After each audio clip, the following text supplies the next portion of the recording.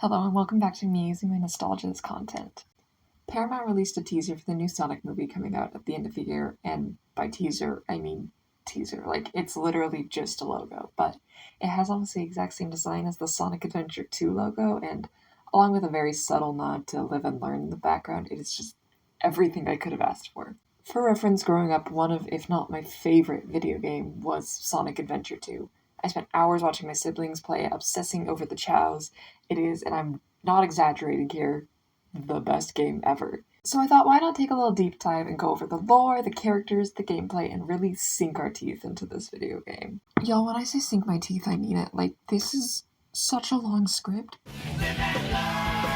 I figure the soundtrack is a good place to start because I feel that it gives us a real concept of who the characters are, and it's just a good way to lead into the rest of the story. Now, I'm not monetized, so getting copyright claimed would not be a big deal for me, but overall just sounds like headaches, so I'm just going to give you a brief synopsis of the soundtrack and encourage you to listen to the songs in your own time. Let's just start off with the fact that I hope the people that produced this music got paid so well, because this is one of the best video game soundtracks to ever exist. Is that the nostalgia talking? Probably, but listen, Escape from the City goes so hard. While in general I really like the slight grunge vibe that the entire soundtrack gives off, each character has their own unique sound when it comes to each of their levels.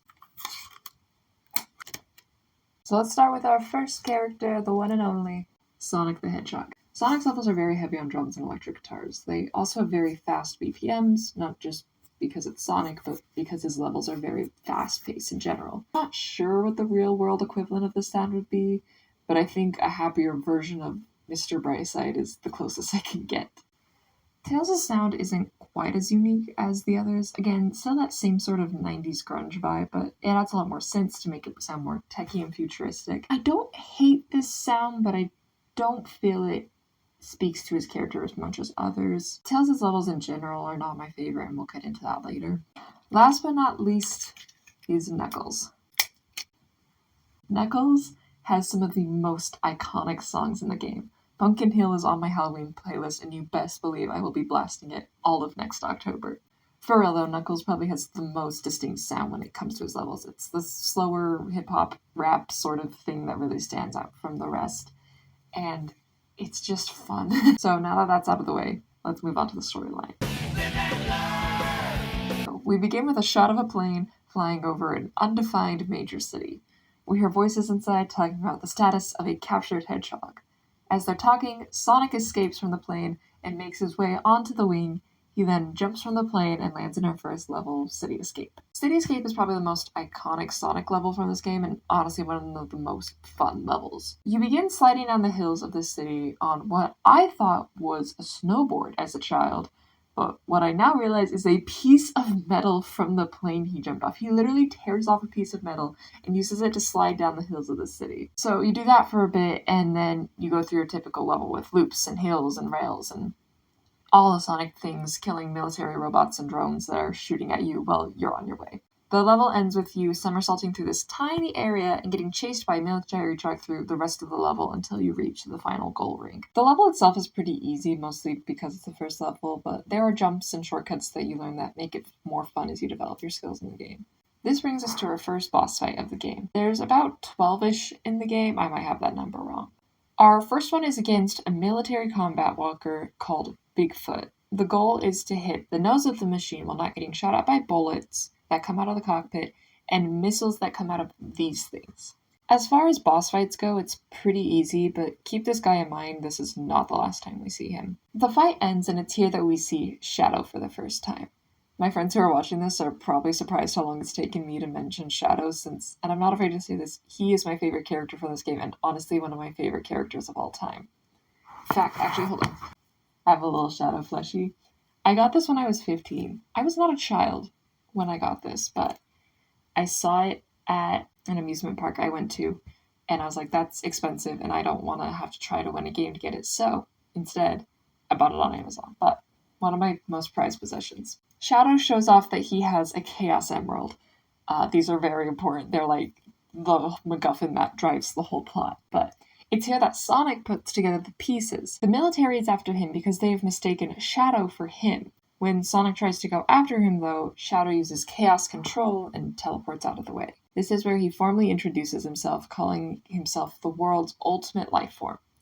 I keep doing air quotes. I probably just need to stop. He then disappears once again. When Shadow is gone, Sonic is cornered by the military and captured once again. Now, let's go back a little bit so I can let you in on some more information. Most video games have an established good guy or at least protagonist that you play as, and a villain or antagonist that you're trying to defeat. Sonic Adventure 2 does things a little differently. When you open story mode, it gives you two options. The hero story, where you play as Sonic, Tails, and Knuckles, and the villain story, where you play as Shadow, Eggman, and Rouge.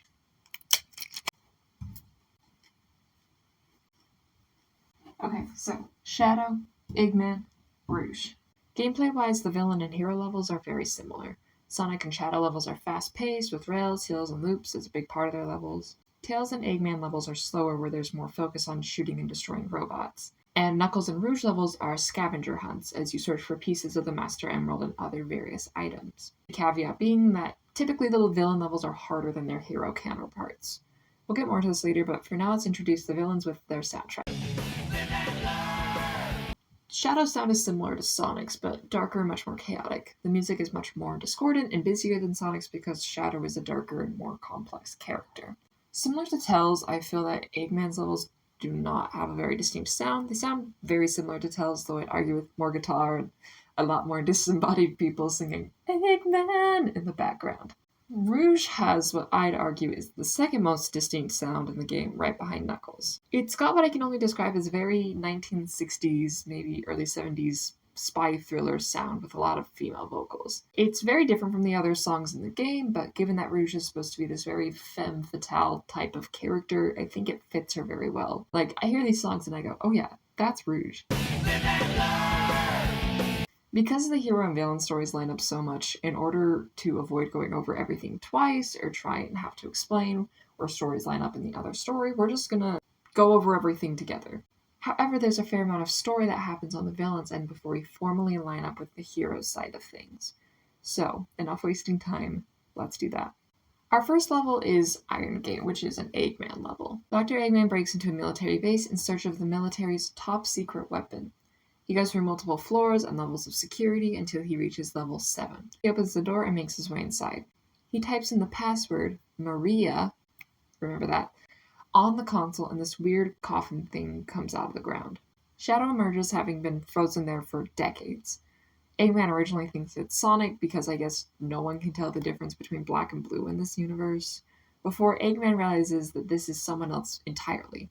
Because Eggman is the one that freed him, Shadow promises Eggman one wish before showing Eggman his true power, the ability to teleport. At this point, the military has caught up with Eggman, and we enter our second boss fight, where Shadow fights one of the military's walker things similar to the one that Sonic fought, but this time called Hotshot. This is where we get our first idea that the villain levels are harder than their hero counterparts. We are dealing with the same attacks as Sonic had in his boss fight, but for Shadow's level, you also have to dodge this laser thing that tries to lock onto you. Eggman is intrigued by Shadow's strength and asks what he means by a wish. Shadow tells Eggman to collect more Chaos Emeralds and meet him in the central control room on the Space Colony ARK. Now, both sides of the story are mostly caught up with one another. Emphasis on mostly. Forgive me as we will be jumping back and forth a lot because that's just how this game works if you want to keep everything in semi-chronological order. For now, we have our first introductions to Knuckles and Rouge. The two of them are in the desert fighting over who gets to have the Master Emerald. It's like similar to the Chaos Emeralds, but bigger and green. Knuckles lets us know that the Master Emerald contains special powers that can neutralize the Chaos Emeralds. As they're arguing, Eggman comes by and steals the Master Emerald for himself, so Knuckles says, if I can't have the Master Emerald, no one can.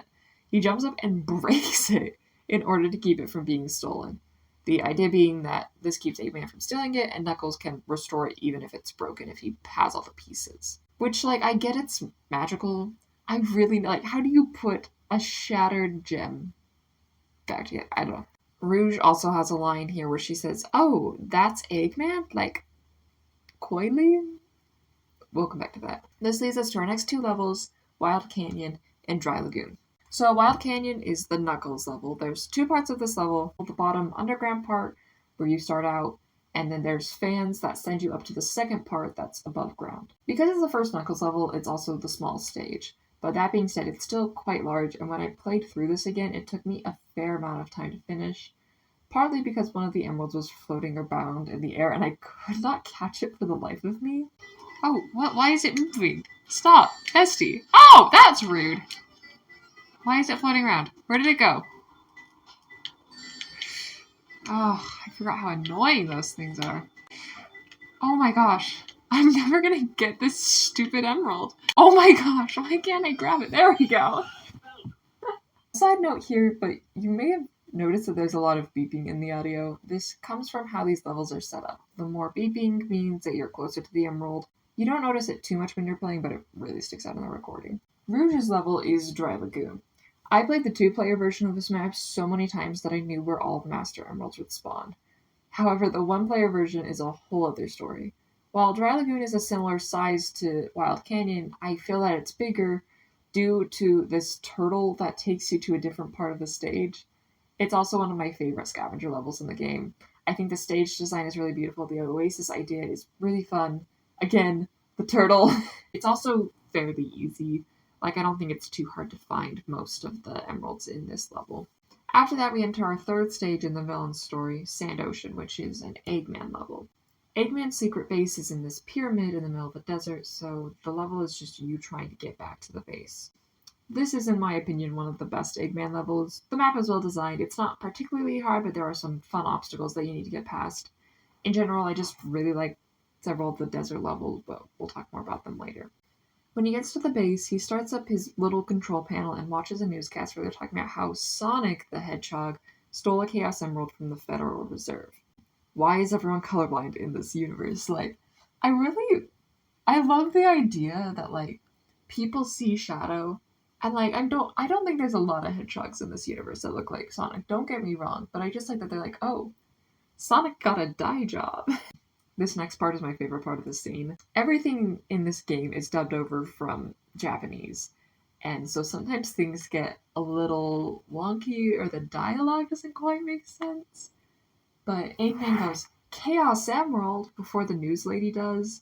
You can argue that he's reading it off the screen, but I think it's funnier if he's not. There has been a break-in at the Federal Reserve Bank today. Mysteriously, the only thing that was stolen was the Chaos Emerald. Also, the lady has an Australian accent. British? But not an American accent. Everyone else has American accents. It's just kind of funny. We then cut to Shadow, who is standing on the top of this game's version of the Golden Gate Bridge, where the police and military are waiting for him below. We then get our first Shadow flashback. I'm so excited. So, we see him desperately running, presumably from something, but we don't know what. We then see him call out to this girl, screaming her name, Maria. Remember what the password to Shadow's coffin was? Shadow is in this weird tube thing in the ARK, and Maria is standing at the control panel. She asks Shadow to do it for her, for all the people on that planet, and then he gets shot down to Earth. We come back to the present day on top of the bridge, and he says, I still remember what I promised you. For the people on this planet, I promise you revenge. And with that, welcome to Radical Highway. This is one of the best Shadow levels. Music rocks. It's got this orange and black color scheme to match Shadow, and it's just so good. I think my favorite part is right here at the end where you go through this little like tube of springs, bounce pads, I don't know what to call them. But you get like shot up in this spiral up to the top, and it's kind of fun. Or is it down? Either way, you get kind of shot in like a little spiral. We're now back to where we started before I split the timelines up. Shadow reveals himself to Sonic. Sonic tries to chase after him, but he uses chaos control, etc. It's literally the same cutscene. We then go to Rouge, who is speaking to someone, but we don't know who, saying she's located Eggman's base and is going to enter it. This level is called 8 Quarters, and I hate it. Rather than trying to find the Master Emerald pieces, you're trying to find 3 keys so that you can break into Eggman's base. The thing that makes this level really annoying, and the thing that makes it harder than, say, Knuckles' version of the same level, is this stupid bug that flies around. It's like this mechanical beetle thing that goes through the level, and if it sees you, it'll attack you, and you either lose your rings or die. The way to avoid this is to hide in the shadows, but then you just have to sit there and wait, and it's just a pain.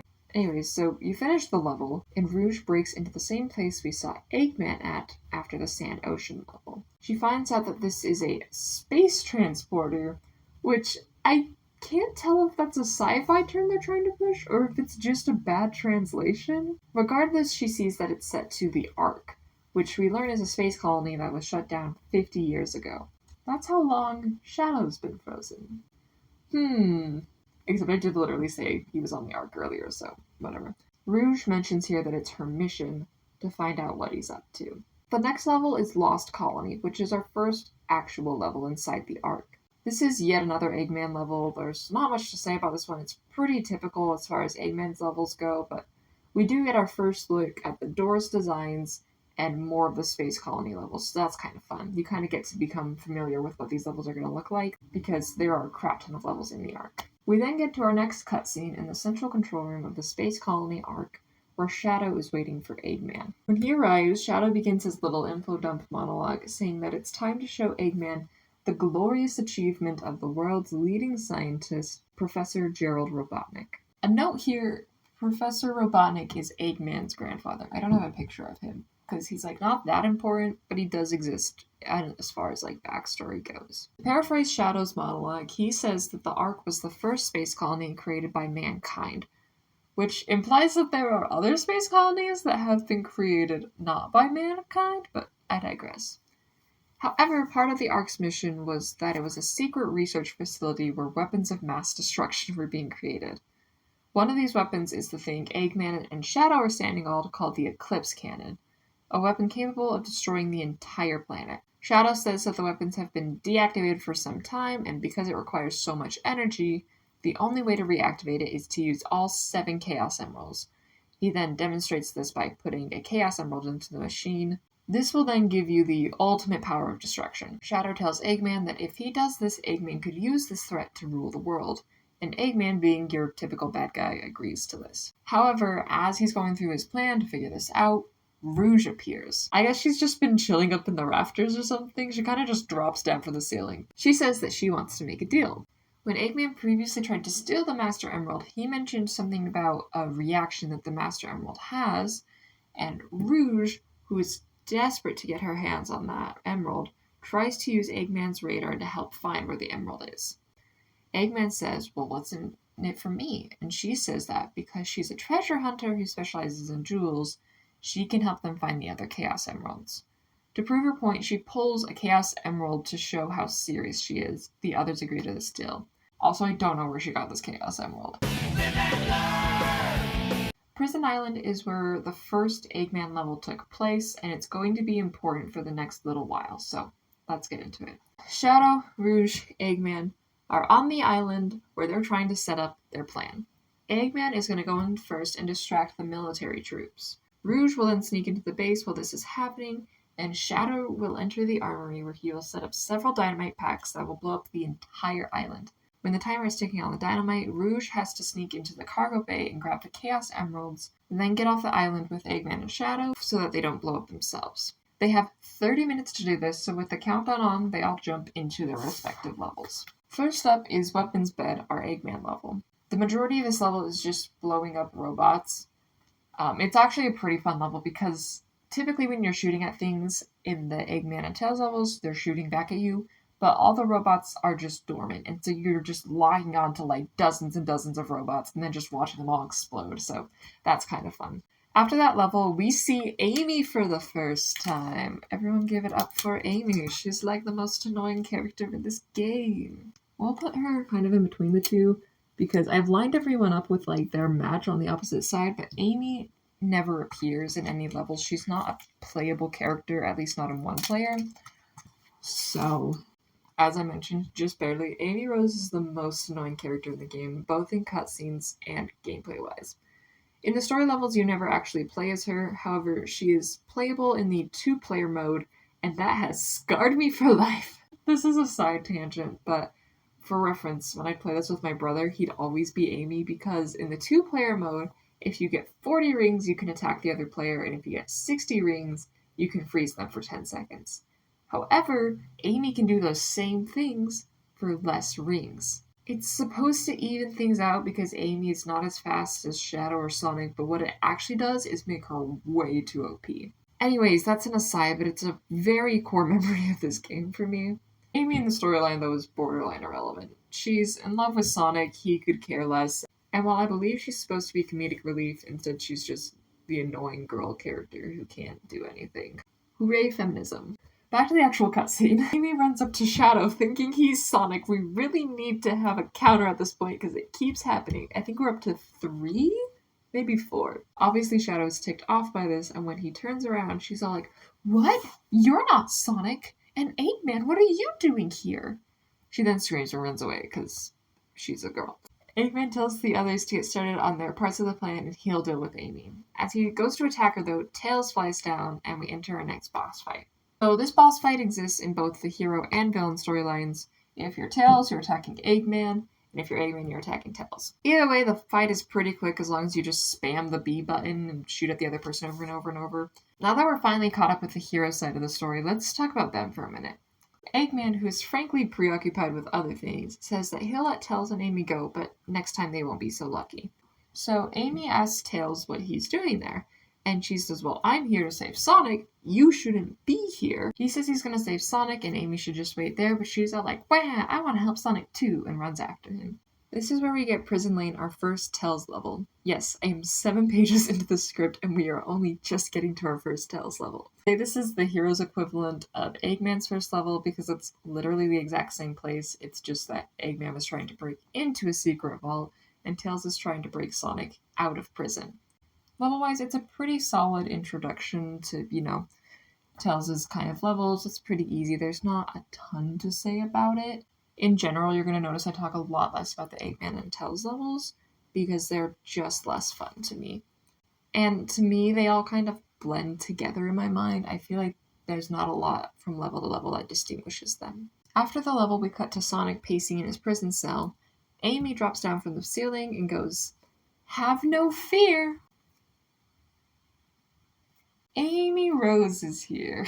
Amy has a key card to get Sonic out, but first the two have a weird conversation. Sonic's all annoyed because he's in prison because no one can tell the difference between black and blue. And Amy's like, "Oh, the black hedgehog?" And Sonic's like, "Yeah, where is he?" And Amy goes, "If I tell you, will you marry me?" To which he responds, "No, obviously." She frees him anyway and tells him the truth. Shadow is on the island and he's working with Eggman. Sonic then takes this opportunity to immediately bolt away, leaving Amy behind. This happens a lot. Our next hero level is Metal Harbor, which is essentially Sonic trying to escape from the island and from the military. When I was trying to get through the last few levels of the game, I kept dying, and so I was constantly running out of lives, so I played this one a lot because I knew where all the lives were and I could get rings very easily. The thing that probably distinguishes this level most from the others is because at the end, you have to run up this metal ramp in 10 seconds in order to get onto this missile so that you can fly up and then escape the island. Overall, it's just a pretty fun level. I don't have a ton to say about it, but it's one of my favorite levels. In another part of the island, Rouge is breaking into the vault to find the Chaos Emeralds. Over the intercom, we hear Shadow say that he's in position. Eggman responds by saying that there's been an unexpected delay, aka tells an Amy, and that he needs to set the timer to 15 minutes. Rouge tries to run up that and goes, "Give me 5 minutes," and becomes the bane of every player's existence. I remember really loving Security Hall as a level when I was a kid because the level design is very unique, you being in this kind of metal safe area, and instead of finding shards of the Master Emerald, you get to find the colorful Chaos Emeralds, which is just fun. But the 5-minute time limit really sucks. Oh no! Throughout this level, Eggman is also hounding you for not being fast enough, but sir, your entire plan fails without me. Give me a minute. So yeah, I felt about 3 or 4 times when I replayed it. It was pretty frustrating, but I got through it. Moving on, we get to our next boss fight. It is yet another one of the military walkers. Only this time it flies, it never lands anywhere, and you as Rouge have to defeat it. As far as boss fights go, it isn't that hard. Once again, the walker has 3 attacks, bullets, missiles, and a laser. The way the boss fight works is it comes at you with the bullets, then with the missiles, and then the laser. And after it does that last attack, it just kind of hovers there. That's when you're supposed to attack it. However, if you just fly at the right height, you can attack it basically whenever during this fight, which makes it an easier fight than I felt like maybe Shadow's or Sonic's boss fights were. Once Rouge defeats the Walker, she tells Shadow and Eggman that she's trapped in the locked safe with the emeralds and can't get out. Shadow sighs and turns around to go rescue her, and we get one of my favorite levels, White Jungle. The level itself is honestly just a typical Shadow level, but I played this one so much as a kid and it's really stuck with me over the years.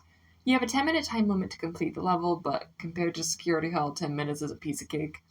I also just really love the song for this level. If you want proof, here's my Receiptify for February. We then get our next boss fight, similar to the Tails and Eggman fight from a few levels ago. This fight happens in both storylines, but this time it's Sonic versus Shadow. I actually died quite a few times when I first played this one, not because it's particularly hard, but because the easiest way to attack the other person is to go behind them and somersault into them. However, the controls for this game are not always the best, so I kept somersaulting off the edge of the platform and dying. Once you've defeated whoever you're fighting against, it depends on which storyline you're playing at the time. Eggman goes over Shadow's comms and goes, "Dude, what are you doing? Get off the island, we're about to blow up." And Sonic hears this and goes, "Blow up?"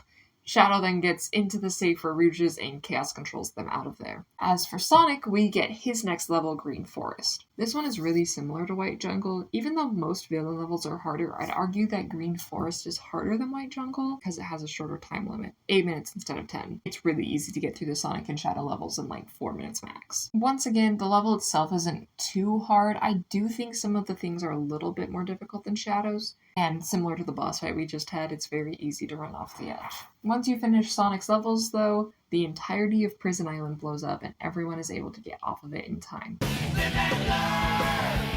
Now headed in a totally different direction, we get the most iconic Knuckles level in the game, Pumpkin Hill. The level itself is not the easiest. There's 3 parts of the stage, 3 hills as they call them, but they're all quite big and it still took me a while to find all the pieces of the Master Emerald. Specifically, there was this one I was right next to but could not dig up for the life of me, but it's alright, because I was jamming the entire time. Back to the cutscenes, we're with the villains on the ARK. Shadow has a flashback to him talking to Maria, where she says that the professor claims his work was to help everyone on Earth. Shadow doubts this and doesn't know what his purpose is and all the other existential nonsense. Flash forward to the present, Rouge is talking to him. She says it was unlike him to rescue her, but she couldn't have gone out without him using the Chaos Control. He says, "I didn't come for you, I came for the Chaos Emeralds," and she's like, "Sure you did, bud." Eggman then walks in and says they're ready. Rouge says they only have 6 of the 7 Chaos Emeralds, but Shadow says that's plenty for a demonstration. Eggman sends out a video to the world saying that if they don't join his empire, he'll blow them up, and then proceeds to use the ARK's cannon to blow up half of the moon. The science here is not sciencing. This would have caused an asteroid strike to rival the dinosaurs, surely. Because it's an explosion, surely one of the chunks would have flown off and hit into the Earth. Or, if not that, gravity would be super messed up because you don't have the moon's pull. Anyway, the heroes see this and are wondering how he harvested all that energy. Sonic puts the pieces together and realizes that he used the Chaos Emeralds. Tails reveals that he himself has a Chaos Emerald and that they can use it to find out where Eggman is, because I guess Chaos Emeralds can attract each other or something, or hone in on the other's locations. It's a whole thing. Sonic says he'll take care of the police if Tails tries to find a way out of there, because they're getting hunted down once again because they're fugitives. Amy once again gets left behind and has to run after them because she's Amy. So this is Mission Street, our next Tails' level. I'm not going to talk a lot about this one. It's nothing too remarkable. Visually, it's very similar to Radical Highway, but given it's a Tails level, the gameplay is very different. And in general, it's just a slower level.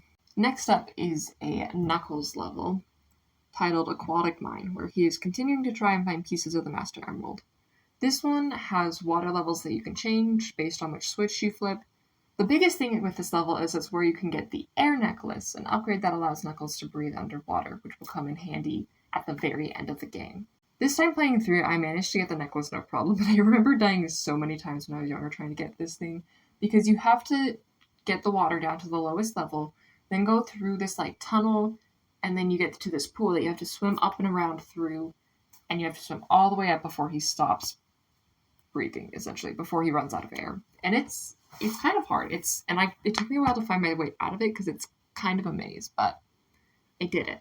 I don't know if I've mentioned it yet, but you do get upgrades throughout each level. I don't know if it's every level, but if it's not, it's most levels.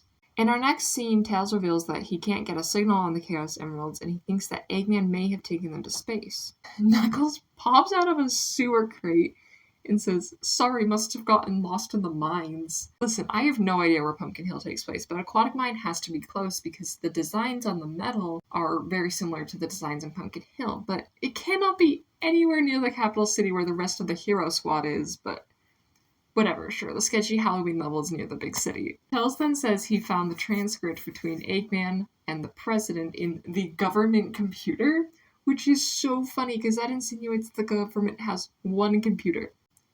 One computer to rule them all. Anyways, so Tails says that if they can get into the limo where the president is, and they can trace the call and find Eggman, so that's what he does, shooting off down the road.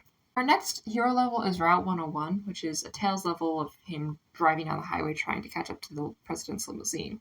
However, I'm going to talk about this later because it's almost identical to a Rouge level, and so we're going to get into that.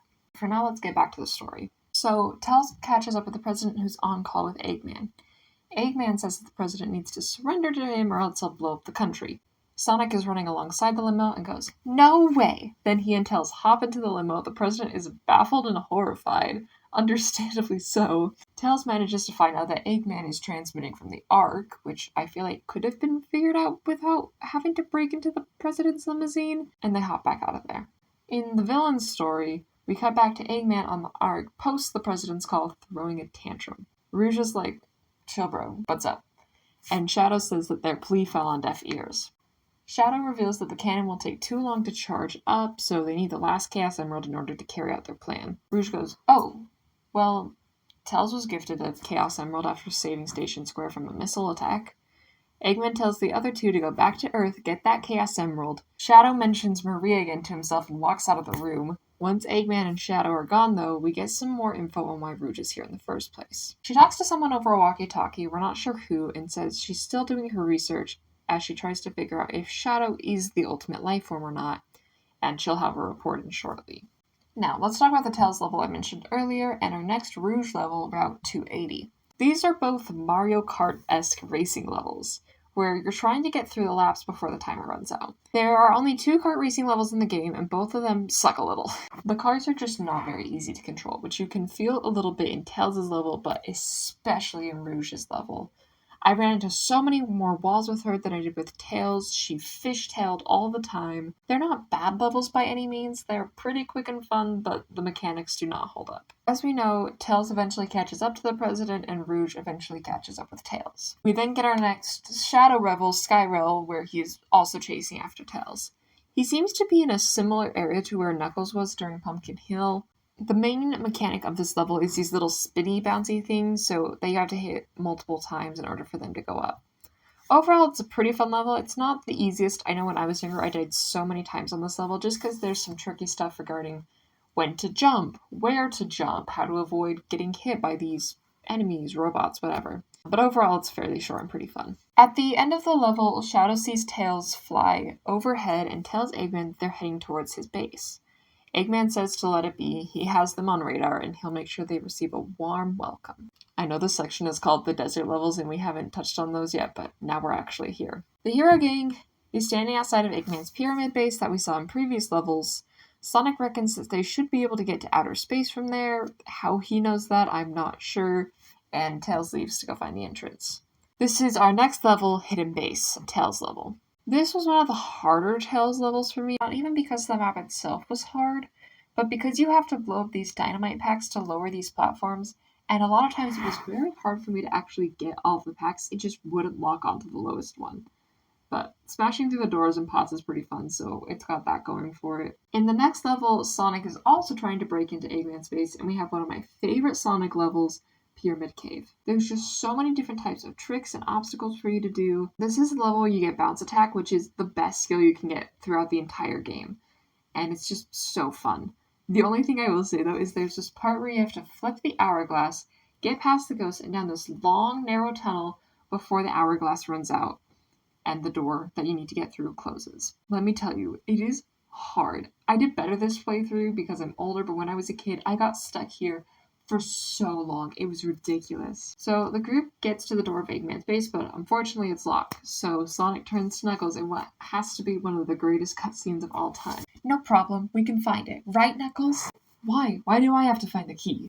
We're counting on you, buddy. The world's greatest treasure hunter. And we enter our next level, Death Chamber. This is the Knuckles equivalent of Rouge's egg chamber, but without the stupid flying bug thing. That being said, though, it still took me forever. There's 3 different chambers, red, green, and blue, and I could not remember where any of them were. On top of that, there's hallways between the rooms and secret rooms, and to be honest, this was a hard one. You finish the level, relieved that it's over, and then you get hit with the weirdest boss of the whole game, King Boom Boo.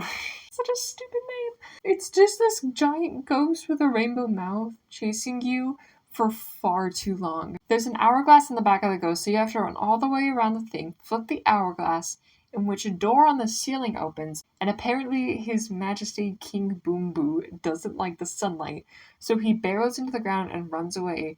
You have to catch to dig him up, dig him out of the ground, and then attack him before the door closes. And rinse and repeat until you've killed them. It's not a super hard boss, although as his health gets worse and worse, he turns around more when you're trying to go up behind him, which is annoying. And it just took a while for me. Like, it wasn't hard, but I was just doing the same things over and over, especially because towards the end, he's more evasive. And so when you're trying to dig him up under the ground, I just couldn't catch up to him in time and attack him before the door closed, which means I was back to square one. It took a while.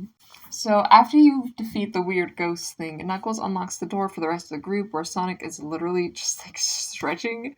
Like, my guy, your friend just found you a key and literally fought a ghost for you, and you're just stretching? Anyways, as the door unlocks, Eggman goes, "You little thieves, did you think you could get out of here alive?" And the heroes are all shocked, as if they're not breaking into his super technically advanced base. Like, you realize he probably has cameras in here, right? So Sonic is fully ready to just take on Eggman and beat him up, but Eggman has a little trick up his sleeve. He calls on his servant, and this weird statue robot thing rises from the ground, and we enter yet another boss level. So you fight this thing as both Eggman and Sonic, depending on which side of the story you're playing on.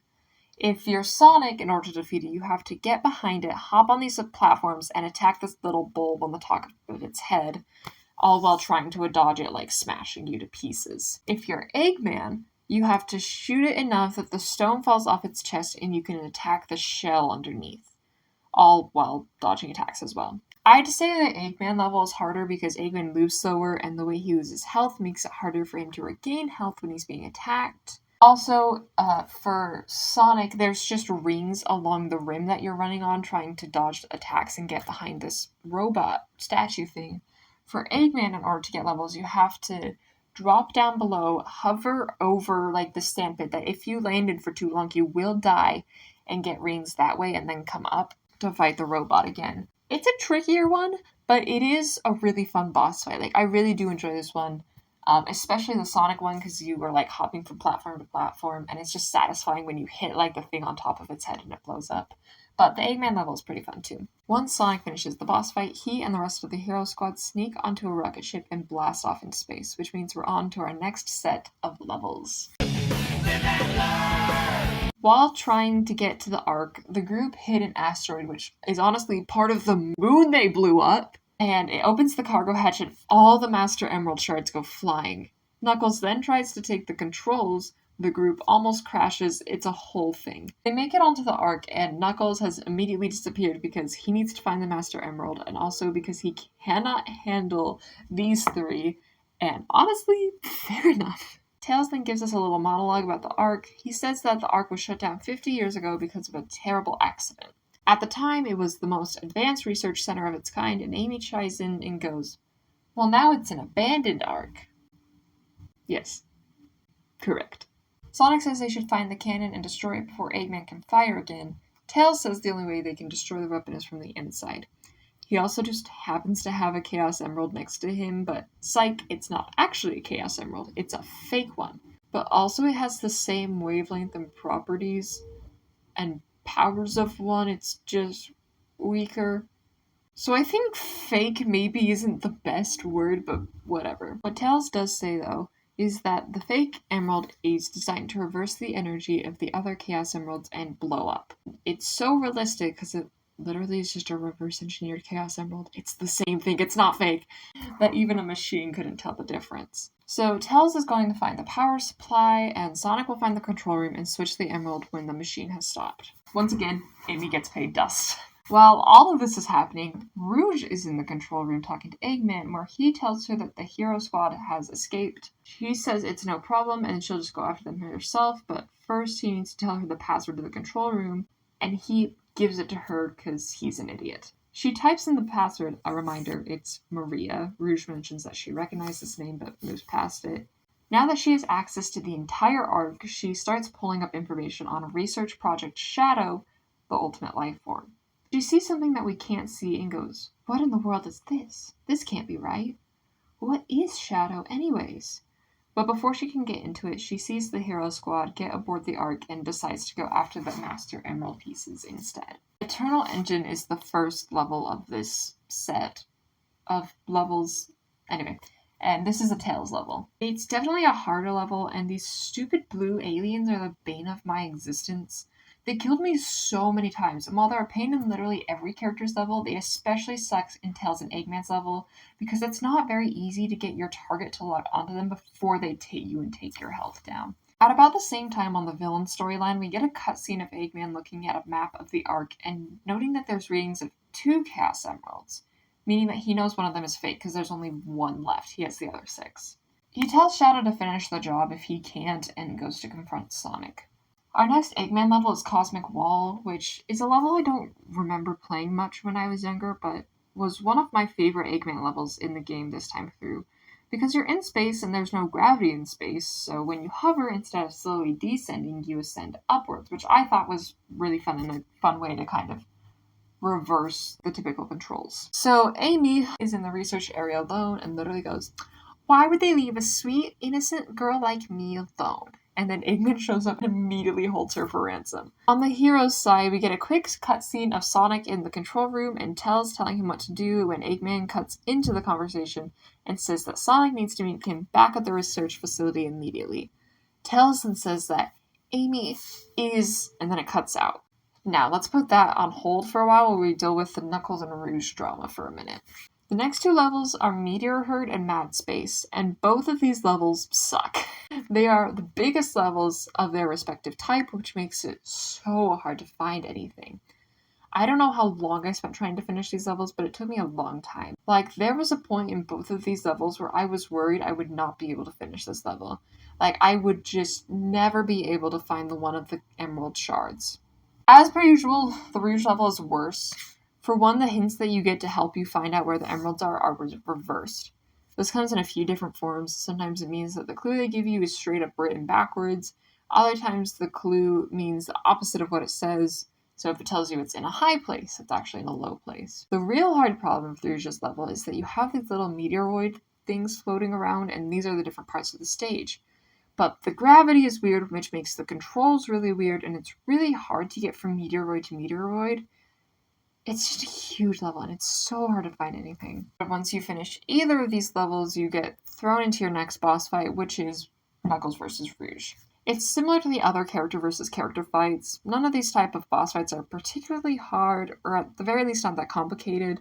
You just have to hit the other person, which yes, takes a few tries, and you may die in the process or roll off a cliff, but they usually don't last too long. After the fight, we get one of the weirdest cutscenes in the game. Rouge and Knuckles are standing over this lava vent thing that you literally were just barely fighting on a few seconds ago. And, let me just recreate it for you. "Stop fooling around and give me back my emeralds. What are you babbling about? You call yourself a hunter, attacking a lady? Shame on you. What kind of lady goes around stealing gems anyways? Those belong to me." Cue dramatic falsy. Anyway, so yeah, Rouge forgets she can fly, or at least glide, and falls to her death. The end. Game over. Have a nice day. I'm kidding. Knuckles grabs her, and they have this really weird romantic tension going on. Is that how you say thanks to someone who literally just saved your life? Saving my life? I don't think I owe you one. You just wanted to hold my hand, didn't you? What is happening? Oh, anyways, she just gives him the Master Emerald shards. Knuckles claims he wasn't saving her, he was saving the emeralds, so she's like, fine, take them then. And he does, and he fully restores the Master Emerald. He then tells Rouge that he's sorry if he hurt her, which feels really weird for this context. I'm chalking it up to bad translations, but I honestly don't know. Knuckles runs off and Rouge flies off as well, but not before looking over her shoulder at him. Like I said, really weird scene. Back to the rest of the game now. Our next hero level is a Sonic level called Crazy Gadget. This is essentially Sonic traveling through the Ark to get to Amy and rescue her. I'd go as far to say that this is one of the hardest Sonic levels. I got through it pretty quickly, but only because I wanted so desperately to be good at this level when I was a kid that I played it so much. And even with all that practice, I still died a bunch. The main mechanic in this level is that there are these levers that you can switch and that will change the direction of gravity. The hardest part is towards the end when you're going between what I can only describe as Tetris blocks, and you are constantly changing the gravity, so it's easy to accidentally slide off the block or go flying past the area you're supposed to be bounced to, hence all the death. That being said, I do really like this level, and I think the level of difficulty does add a fun challenge, but also some occasional frustration. We then get to the next cutscene, which opens with this shot.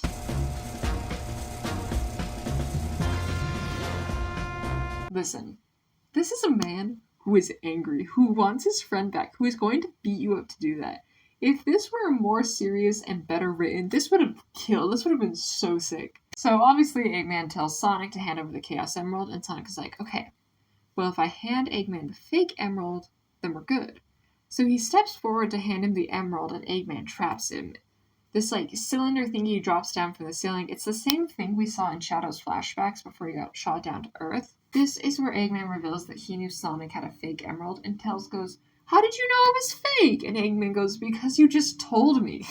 Say what you will about Eggman, for the most part he's kind of a blundering idiot. But everything that just happened in that last minute was pretty solid plan-wise. Sonic says to Tails that he's counting on him and tells Amy to take care of herself. And then Eggman ejects him in his little capsule from the Ark, and he plummets to Earth and explodes. I wish I could say this up. It's so good. It's so good. Eggman says that if Tails gives him the real emerald, he'll let both of them go. But Tails is like, no, you just murdered my friend, and I don't think he'd like us to do that. And lo and behold, we have another boss fight. This is yet another Tails versus Eggman one. The only difference between this one and the first one is that this time, the person you're fighting has this high energy cannon, but it's fairly easy to dodge. Once again, the fight finishes pretty quickly. In fact, I think it took me no more than maybe even a minute in either case, or it was really quick.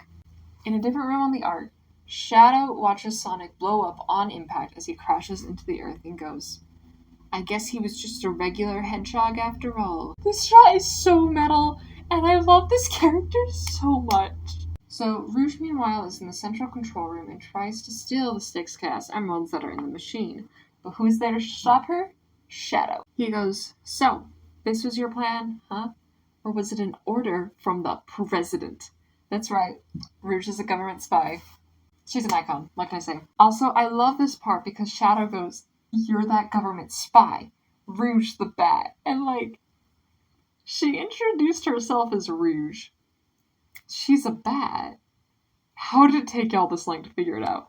I mean, I can give Shadow the benefit of the doubt because he's been Han Solo'd for 50 years, but Eggman bestie, come on. This next part / confrontation is kind of hard to follow. Again, I think translation errors are causing a lot of the confusion for me, but bear with me. Rouge pulls out a piece of paper about a research project called the Ultimate Life Form.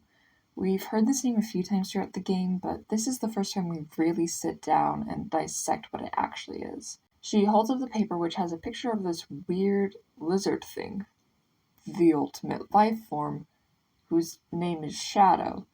But then Rouge goes, well, if this is the life form, then who are you, Shadow? Who's standing in front of me? Before he can respond, Eggman tells Shadow that he has all 7 Chaos Emeralds and that there's someone trying to get to the Eclipse Cannon and Shadow needs to go stop them ASAP. Shadow then tells Rouge that if she wants to live, she'll leave the Chaos Emeralds alone. As he's walking away, Rouge is like, are you sure you're the actual Ultimate Life Form? Your memories might not even be real, bestie.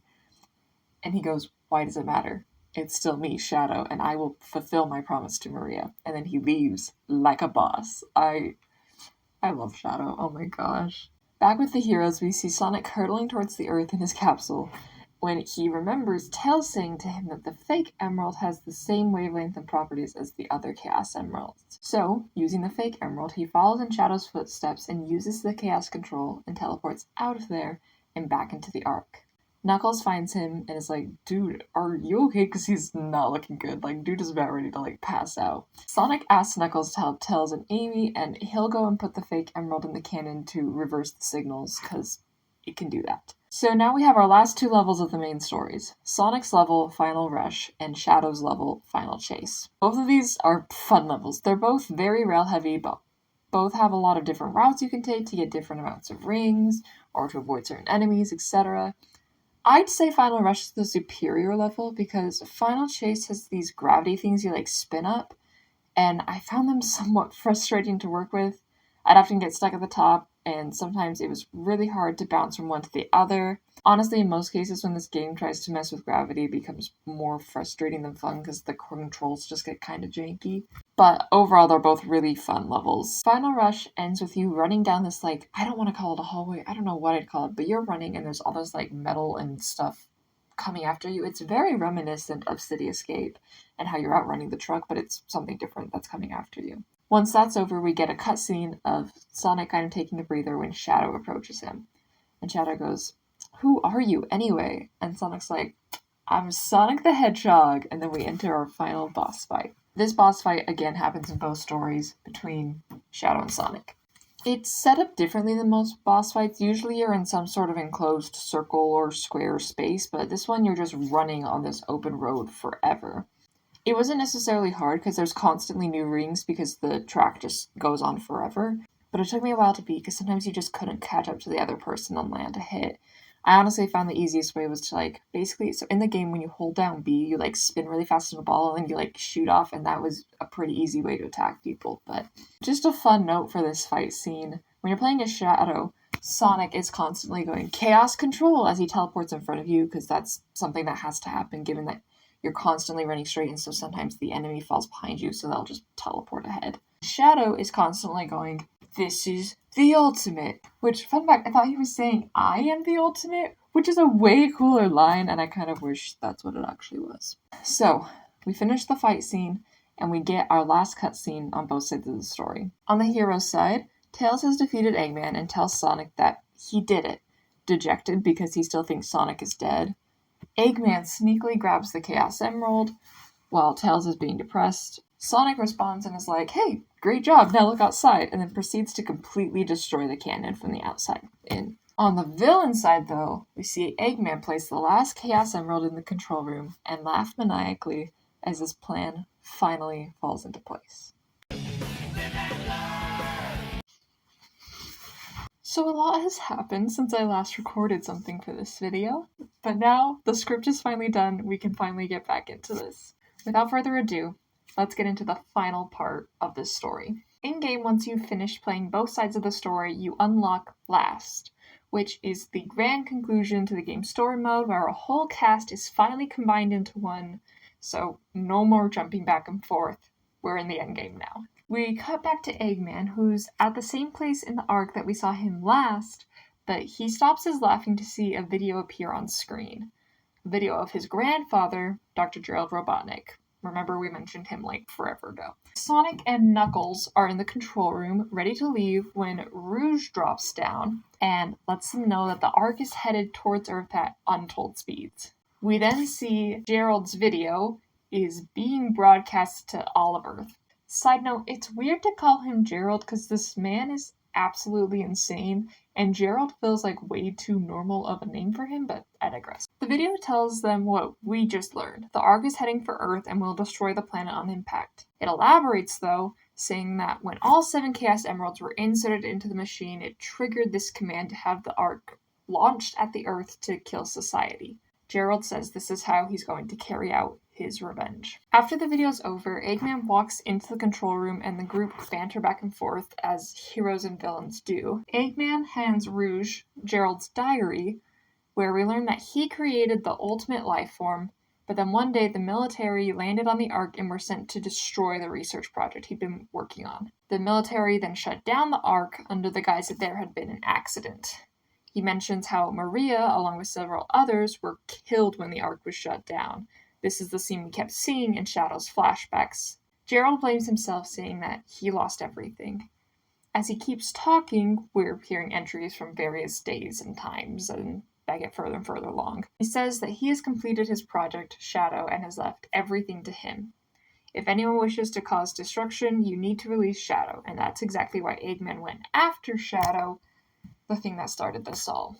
So I've rewatched this scene so many times, and I cannot make sense of this next part. Eggman says that when the ARK hits the Earth, because the ARK has so much energy from the Chaos Emeralds, it will shatter into pieces. So the entire group is like, yeah, let's stop the ARK.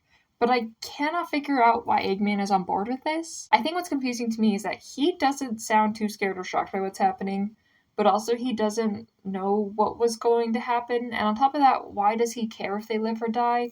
Does he want to stop the ARK out of self-preservation? Fear? I don't know. Because, he had no problem destroying the Earth before this. He threatened multiple countries, saying he was going to blow them up the way he blew up the moon. I still cannot get over that. Anyways, the group is going around trying to figure out how to stop this, and Rouge mentions that the Master Emerald has the power to stop the Chaos Emeralds, hence Master Emerald. So the group works together to get to the core and neutralize the Chaos Emeralds so that the space colony doesn't destroy Earth, again, a la the dinosaurs. I just love the fact that someone sat down and wrote this plot. It makes me so happy. With that, we enter our final stage, Canon's Core. While this counts as one stage, there are 5 different parts, each with a different character. They're kind of mini stages all grouped together. We start with Tails' part. His job is to destroy the security door leading to the Canon's Core. This part of the level is pretty in line with the rest of Tails' space levels throughout the rest of the game. That being said, it's stupid hard and I died multiple times, mostly just because Tails' levels in space are hard no matter what. I think it's just the enemies, like I said, the blue aliens that I mentioned earlier are a pain, but Eggman's level is similar with the exact same goal.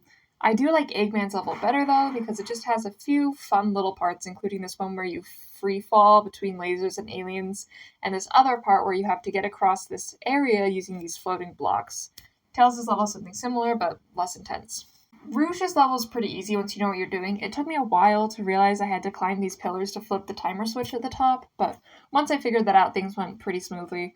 You just have to flip one switch to get to another area, to flip another switch, and another, and then you make your way back to flip a final switch. Lots of switches in this one. What gets me, though, is you flip the final switch to drain the liquid. At least that's what Eggman says, but when she flips it, the area fills with liquid. So I don't know if it's draining from a different part of the ARK, or again, if translations are wacky. It's hard to say. Moving on to Knuckles, he is set in the same place as Rouge's, but now it's filled with liquid. If you don't have the air necklace that you can get as an upgrade in Aquatic Mine, this is the part of the level that will do you in, as it did for me. I literally had to quit and go get the air necklace. It's possible without it because there are bubbles that you can use to reset your air, but it's just a hassle. However, even if you do have the air necklace, this level still kind of sucks. Throughout all the final levels, you have these timer switches that when you flip them, everything stops, but obviously they run out after so long, and Knuckles here cannot swim very fast. Your goal is to get through all of these tunnel pipe things, I'm not really sure what they are, but then unlock yet another security door. However, if you don't get through the tunnels by the time the timer switches out, you are blown back to the start and you have to try again.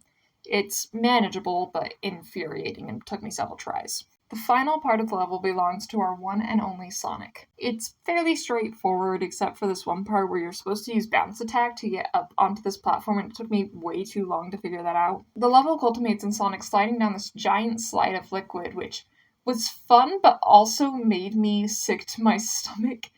I don't know how I got motion sick from this game, but it happened. I was playing and I was like, oh my gosh, I'm gonna throw up. And then that's it. That's the final level. It's all cutscenes and boss fights from here.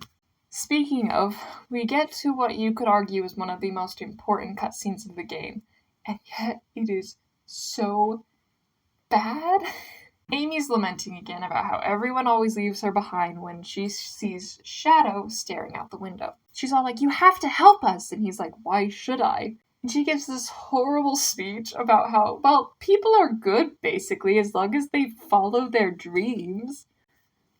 What are you talking about, Amy? However, despite the odds, she gets through to Shadow, and he has the sudden memory of Maria telling him to protect the people of Earth rather than get revenge on them. So he runs off in order to keep his promise, but not before a single tear rolls down his cheek. Cut back to Sonic and Knuckles, who are in the core of the cannon. Knuckles notes that the core is set up like the Master Emerald Shrine, and Sonic knows that it's probably so the canyon can harness the Chaos Emerald's powers. They try to run to the core but are stopped by the bane of my existence, the Bio Lizard. As Sonic and Knuckles are taking in the sight of this mammoth of a reptile, Shadow walks up and says that he'll take care of this one while the others go grab the Chaos Emeralds. We are now at our penultimate boss fight, this time with Shadow versus the Bio Lizard. Parentheses, the prototype of the ultimate life form. Before we get into the fight, I have some serious questions that I do not have answers for. I believe they're answered in other games, but I haven't played the other games, so I'm just lost. So, is Shadow not the ultimate life form? Is that what's happening here? Or is he the ultimate life form, but the lizard thing is like his prototype? So they're both the ultimate life form? Did Shadow even exist, or were his memories of the attack that killed Maria just implanted into his brain? Because Rouge kind of suggested that a lot of his memories were fake, but maybe, like, they weren't. I don't really know what that line was about. In general, I'm just really confused. Anyways, boss fight. This is the hardest boss fight of the game, and probably one of the hardest boss fights I've ever done, period. It took me literal days to kill this thing, because his attacks change as the fight goes on, and I was not prepared for that. I remember one day, before going into story mode to fight it, I went into stage select and grinded on several levels so that I could save up plenty of lives to kill this thing. In the end, I had about 13 lives, went, yeah, that's enough. It was not enough. I went through all of those lives and then some, and I still didn't beat it that day. Enough rambling about my inability to kill a stupid lizard. Let's talk about how the fight actually works, because it's a wee bit of a doozy. You start off by having the lizard chase you in a circle. This is pretty typical. Most of the boss fights in this game happen in circles. You have to stay far away from its mouth to avoid being bitten, but not too close to its tail lest it whacks you with that. After a while, the lizard stops chasing you, and you use one of the pipe life support things attached to its head as a rail, and then you rails grind up to this red button on its back. Rinse and repeat. However, as his health goes down, it starts firing these black orbs that will make you lose your rings and die if they hit you. To avoid them, you either have to jump over the orbs or somersault under them, and it takes a while to get the timing right. And sometimes it'll shoot a bunch of like low orbs that you see you're jumping over and over then, and then it shoots a high orb, so you're supposed to somersault, but you're used to jumping, so you jump right into it, and then like you're down a ring, and you've already gathered most of the rings on this level, and this is a hard boss fight. Once the lizard is half dead, how you attack him changes completely. The orbs still exist and still get pelted at you, but instead of using the pipe thing as a rail, a bunch of pink bubbles rise up around the lizard. If you just stand there, the bubbles will target you, fly towards you, and attack you. However, you can jump from bubble to bubble up to the top, where you go and hit the red button yet again. However, the gameplay of this is kind of broken. The auto-lock, which is what I'm just going to call it, for you to jump from bubble to bubble is not always very good. So sometimes you need to go to this bubble that will take you up higher, but it will lock onto a different one that'll take you down a level when you need to be getting up higher. You know, as the attack goes on, bubbles are flying at you, so they're slowly disappearing, and so the bubbles you need to get up higher are no longer there, and then you fail, and then you have to just repeat the attack again, and you didn't even make any damage. When I first saw this attack, I just felt devastated because it took me a while to realize the rail things on the lizard's head, and now this was completely different, and I had no idea what to do. I had to Google it. So you jump from bubble to bubble for the next couple attacks, and right as the lizard is on its last leg, the attack changes yet again. The pink bubbles are still there, however they're floating in a spinning circle, and you are spinning with it, helplessly tumbling through the air. Instead of jumping from bubble to bubble, you have to make your way between them without getting hit, as they are still targeting you. As you do that, you float over to the red button so you can hit it one last time. This finally kills the Bio Lizard. The amount of relief I felt when this fight was over, oh my gosh. It freaking sucked, but man, the music still rocked. This boss fight has one of my favorite songs in the game, and I'll say it again, this is one of the best video game soundtracks of our time. After you defeat the Bio-Lizard, we cut to Sonic and Knuckles running up to the core. Knuckles places the emerald in the center and says what I can only explain as a spell, incantation. I'm not really sure, but it's really weird. And then the emerald spins really fast and something appears to be happening. And then the Bio-Lizard roars and disappears, at which Shadow joins them and goes, "Is that what Chaos Control is?" I have no idea what he's referring to here. Knuckles' weird can trip, or the Bio-Lizard disappearing, or something else entirely. I'm assuming the Bio-Lizard, but the sentence still doesn't really make sense, because, what do you mean that's what Chaos Control is? He's just roaring. Despite stopping the Chaos Emeralds, the space colony is still heading towards Earth, and Eggman reveals that Mr. Prototype Bio-Lizard is controlling the space colony. Sonic and Shadow look at each other with all the determination in the world because they know what they have to do. The two stand face to face as Live and Learn, the theme for the game, kicks in. They reach their hands into the sky as the Chaos Emeralds descend to form a circle around them. The emeralds start to spin really fast, and the two of them get their glow-ups, their fur turning to gold. Glow-ups is generous because Sonic's gold is kind of a gross mustard color. Shadow looks great though, and I especially appreciate the fact that he gets to keep his little red highlights. This leads us to our final boss fight, the end of our game. Welcome to Final Hazard. It's literally just the Bio-Lizard again, but in space. This time, the only attacks the Bio-Lizard uses are the same bubble target things from before and lasers. You switch between Shadow and Sonic for each attack. So Sonic will hit the lizard, and then the control will switch over to Shadow, and he'll take his turn. This is actually really nice, because while you're fighting the lizard, the other character is getting rings for you, so you don't have to collect rings yourself. The rings also act as more of a typical health bar instead of just one hit and you lose everything like it is for the rest of the game. If you get hit in this boss fight, you lose a certain number of rings instead of all of them. Another thing to note is that there's dialogue going on in between the characters during this fight, like, "Now it's my turn," and "I'll take it from here." But also, if you're about to die, they say something along the lines of, "You can tap out and we can switch." And while the fight wasn't bad enough for me to need to do that, I also didn't know how to. I pressed multiple buttons and nothing happened. I don't know, but after only dying one time, I finally killed the stupid lizard. Despite being the final boss fight, which you would assume would be the hardest fight of the game, it's really not too bad. It takes a second to adjust to the controls, because they're quite different this level, with you being in space and essentially flying instead of running. But it's pretty fun, and I like that they switched between both Sonic and Shadow. I think it just added a little something to the gameplay.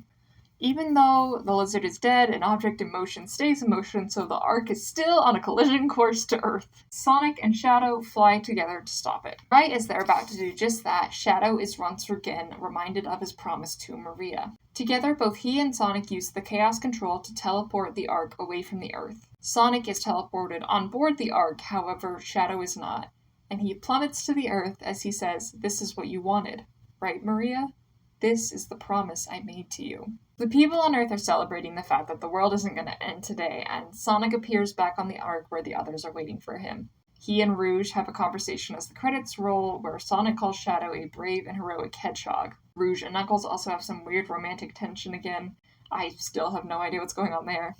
Amy and Sonic also talk briefly, where Sonic says, "Hey, let's head home." And as he's leaving, he looks over his shoulders and goes, "Sayonara, Shadow the Hedgehog." When the credits finish rolling, these words flash across the screen. "A new day brings a new adventure, but for now, rest easy, heroes." And then an image of a translucent Shadow the Hedgehog over the earth appears. And that's it. That's the end of the game. And Shadow is freaking dead. I never finished the game when I was a kid, so you can imagine my shock when I found out that my favorite character of the entire game, nay, of the entire franchise, dies at the end of this. I discovered this not by playing through the game, but by watching a playthrough of the game. So I was just sitting in the student center at my university, tears in my eyes over this stupid hedgehog. What a time to be alive. Now, obviously Shadow's not dead because he appears in other games, but again, I own no other games. This is it for me. My little emo hedgehog is buried, deceased, lifeless, nothing more than a ball of flames hurtling towards the earth. I still don't totally understand why Shadow had to die either, because Sonic didn't die. Did Shadow just decide he was done, that his mission was fulfilled, so he didn't need to live anymore? Did Shadow help out in some way to get Sonic back to the Ark, and otherwise Sonic would have died too? I don't have answers, and quite frankly, it really bothers me that I don't know. While Part 10 concludes our coverage of the story mode, that is not the only mode of the game. For single player, there are 3 other game modes: Stage Select, Kart Racing, and Boss Battle. Kart Racing and Boss Battle are what you'd expect. Kart Racing is similar to Mario Kart, as mentioned earlier, however with less options for racetracks and karts. To be honest, it's a pretty weak mode. I only ever played it a handful of times as a kid, and Boss Battle is just all the boss fights from the game back to back in random order. So if you enjoy the boss fights, that's a great option for you. However, the third game mode, Stage Select, is a whole other story. This allows you to go through and select whatever stage you want to play from the story mode. After you've beaten a level, you can go back and complete 4 more quests. These quests can vary a little bit based on the type of levels we're dealing with, but typically all 5 quests follow this structure. The first is to just complete the level. This is the one you do as you go through the story mode. Second is to collect 100 rings. Third, you have to find a lost chao somewhere on the stage. Fourth, you have to beat the level in a certain amount of time. And the fifth and final quest is to beat the level in hard mode. The second quest, the 100 rings one, is pretty easy on the Sonic and Shadow levels and a lot harder on the other levels. In the running levels, it's really easy to kill targets before they can even get a chance to realize that you're there. And that's a lot harder on Eggman and Tails levels because sometimes the game just doesn't lock onto the target in time. And as for Rouge and Knuckles, their stages can be huge and the rings are just more spread out. The Lost Chao levels are pretty difficult no matter what character you're playing. You also can't complete these levels until you're close to the end, or in some cases at the end of your story mode. Because in order to find the Lost Chaos, you have to have an upgrade called Mystic Melody. For Sonic and Shadow, this is found on the last stage of their story mode levels, so Final Rush and Final Chase. But for Rouge, it's in Dry Lagoon, which is her first levels. It kind of varies. Basically, the concept is that somewhere in the stage is one of these little totem things. When you find it, you have to use your little Mystic Melody upgrade, and something appears that makes it possible for you to get to the Chao. Sometimes this is a portal you teleport through, other times platforms will appear, sometimes a little spring bouncy thing will appear, it all depends. Sometimes these totems are really hard to find. I ran past the one in Green Forest like 4 times, despite looking in almost every crevice of the level. But if you know where the totem is, or it's just more in plain sight, then these aren't that bad.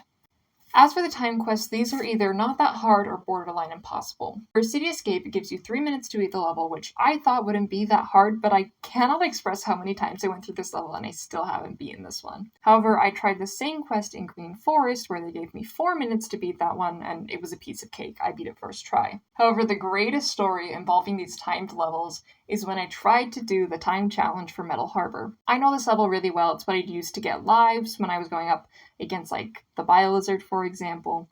So I figured this would be a piece of cake. And then the little thing appeared on screen and the game told me I needed to beat the level in 2 minutes. If I couldn't beat City Escape in 3 minutes, how on earth was I supposed to beat Metal Harbor in 2 minutes? After running out of time only once, I beat Metal Harbor in 1 minute, 59 seconds, and 65 milliseconds. I had less than a second left to beat the level, and I did it.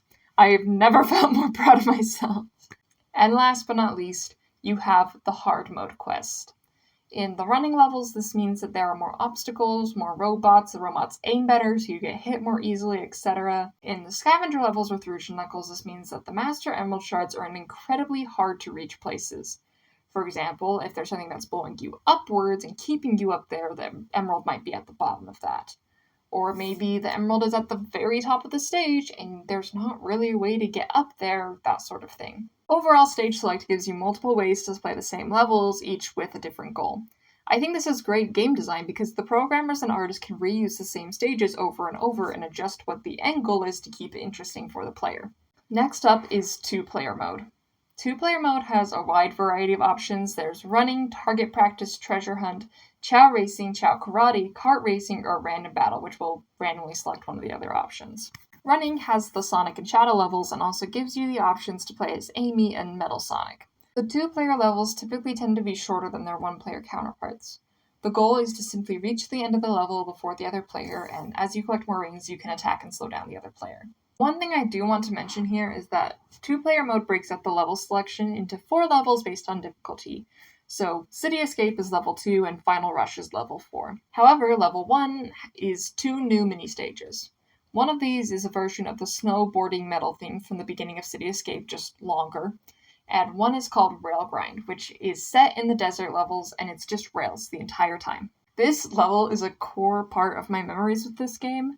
My sister and my cousin, and myself when I got a bit older, would spend hours on this level breaking the physics of the game. We'd climb up on the statues, try and jump on these swinging boats above us, climb up the outside of the pyramid you're inside of the rest of the level, and it was just so fun messing around on this stage and just trying to get into every crevice of the level that we could. Moving on to the 2-player treasure hunt levels, or scavenger hunts as I've been calling them in this video. These are similar to the solo player ones, but once again are much smaller versions of the same stages. The alternate characters you can play as outside of like Rouge and Knuckles are Tikal, whose tracker for the Master Emeralds doesn't activate until you are much closer than the Emerald. So with like Rouge and Knuckles, for example, when you're getting kind of in the right area, your tracker turns green. When you're closer, it's yellow, and when you're really close, it's red. Tikal's thing doesn't light up unless you're in the yellow area. The other alternate character is this guy. I don't remember his name, and I can't find it anywhere online, and I have a very small window I can record this, so I'll put his name on screen in editing. The Tails and Eggman 2-player versions are more akin to their boss fights. You're not going through a level, you're just fighting the other character rather than racing them to the end of a level. I didn't really play this one much when I was younger, so I don't have a lot to say for it, especially because I couldn't test it now that I'm older because I don't have someone else to play the game with me. I'm not going to touch on the rest of the 2-player modes that much because I didn't really play them when I was younger, as I mentioned. In fact, Chao Karate was not even unlocked on the save file I was playing in, so I couldn't even try and test it out if I wanted to. Finally, our big finale that I have to talk about is the chows. Chows are these weird little blob-like creature things that you take care of, and I love them so much. During levels, either in Stage Select or the story, you can collect chow keys, and when you finish the level, they'll go to the chow garden. Additionally, in levels, you can collect animals in these little vial tube things that appear when you kill robots, and then you can feed them to your chows to give them special features and help them evolve faster. Speaking of chow evolution. For a chow to evolve, it takes about 3 real-life hours in the chow garden. Based on which character raised and took care of the chow will either become good, evil, or if a mixed package of characters from both sides of the story raise them, they will evolve into a neutral chow. Evolving chows into good and evil chows will unlock what is essentially chow heaven and hell. Literally, the good chow garden has a staircase upwards and the bad one has a staircase downwards. The evil chow garden also has a red pool that looks like blood and like spikes everywhere. The good chow garden has like a fountain and is all pretty. The good chows also get halos. I love this game so much. I need you guys to understand how seriously me and my siblings took these chows. My brother would keep notes on his chows, what animals had been given to them, etc. We did not neglect the chows in our garden. As you raise these creatures, you can also race them against each other, which is fun. You don't actually do that much in the races. They just kind of go, and based on whether or not you fed them the right things and given them the right stats, they'll either do really well or fail. Last but not least, one of my favorite parts of chow lore is that you can buy chows off the black market. Across from the main chow garden is chow kindergarten. You take your chow there, they go to classes and learn things, or you can take them to the fortune teller to name them, or the doctor there to make sure they're okay. Or you can go to the closet in the school, which is literally called the black market. That's what it says when you walk up to it in-game. And here you can buy food for your chows, seeds to plant in the garden, or you can buy chow eggs. Don't ask me where they're getting these eggs. I have no idea. I think there's also a way you can breed chows and you can get eggs that way. So, is this like trafficking? I'm gonna stop thinking that deeply about a kid's game. After 26 pages of writing, and what I'm guessing is about an hour of content, we have finally reached the end of our deep dive. Sonic Adventure 2 is a very versatile game with various game modes for everyone to enjoy. You can run through a level from start to finish, or search for gems in various locations, or play target practice against a bunch of robots. Also, there are chows. There's chows, you guys. The big reason I wanted to do this video in the first place is just to highlight how insane and fun the story is. Between the bad translations and writing that I don't think was that great to begin with, it just doesn't make that much sense, and I kind of love it for that. One of my greatest interests is stories that could have been good, but due to various reasons such as a lack of skill, a lack of budget, rushed timing, they just couldn't quite reach the potential that they had. And Sonic Adventure 2's story mode is a prime example of that. Shadow's story is dark and gruesome, and his voice actor carries that weight and that heaviness. I think he's honestly the best voice actor in this game. And outside of Shadow's character, the thing that makes this game as amazing as it is scenes like where Sonic goes to rescue Amy in the ARK, and he's just standing there menacingly as the door rises. Like, my jaw dropped when I saw that scene because it's so good. There's nothing being said, but you can just see it that he is angry and that he's going to beat up Eggman. I know claiming that this game is the best game ever is a bit hyperbolic of me, but I cannot deny the profound impact this game had on me and the intense love that I still share for it even today. And I think that's the real lesson to be learned here, is just to have fun and to appreciate the things in your childhood that meant so much to you, and to love them for what they are, messy plot lines included. So, thank you for watching, but for now, rest easy, heroes.